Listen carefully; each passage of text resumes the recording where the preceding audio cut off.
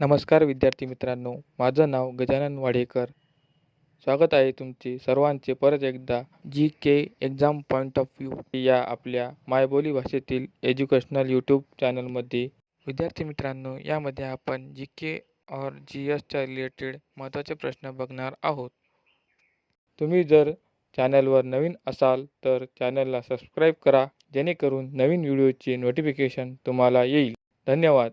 चला तर व्हिडिओला सुरुवात करू. चला तर खालच्या प्रश्नाचे उत्तर बघूया. आनंदमठ ही कादंबरी खालीलपैकी कोणत्या व्यक्तीची आहे? याचे योग्य पर्याय ऑप्शन क्रमांक सी बंकिमचंद्र चटर्जी. आनंदमठ ही कादंबरी बंकिमचंद्र चटर्जी या व्यक्तीची आहे.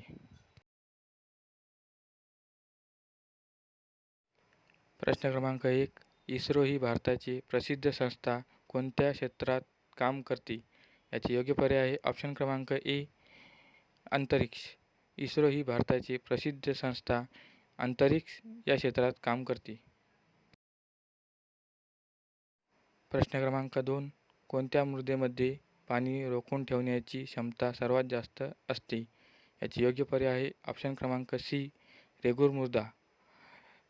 रेगूर मृदेमध्ये पाणी रोखून ठेवण्याची क्षमता सर्वात जास्त असते.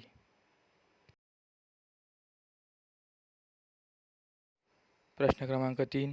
छावा हे अतिशय प्रसिद्ध पुस्तक खालीलपैकी कोणत्या व्यक्तीचे आहे?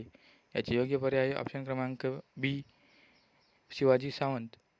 छावा हे अतिशय प्रसिद्ध पुस्तक शिवाजी सावंत या व्यक्तींचे आहे. प्रश्न क्रमांक 4.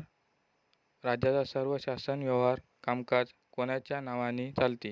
याचे योग्य पर्याय आहे ऑप्शन क्रमांक बी राज्यपाल.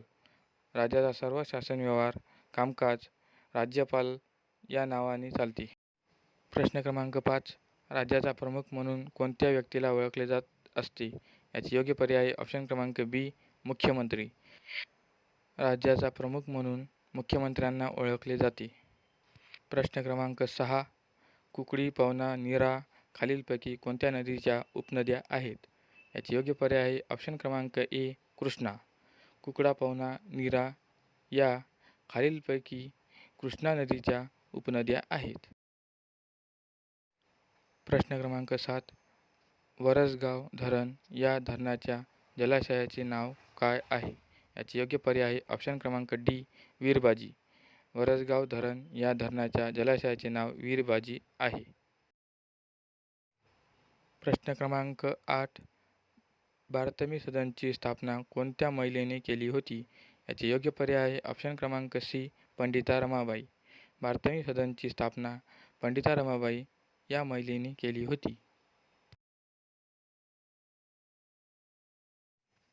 प्रश्न क्रमांक 9. सत्यमेव जयते हे प्रसिद्ध घोषवाक्य कोणी लोकप्रिय केले?